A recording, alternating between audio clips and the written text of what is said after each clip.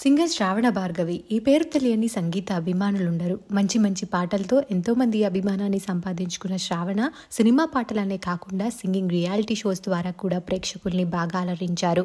ప్రస్తుతం యూట్యూబ్లో vlogs, podcast ద్వారా అలరిస్తున్నారు. శ్రావణ భార్గవి ప్రముఖ సింగర్ హేమచంద్రాని ప్రేమించి పెళ్లి చేసుకున్న సంగతి తెలిసిందే. ఈ కపుల్కి ఒక పాప ఉంది. పాప పేరు శిఖర చంద్రిక.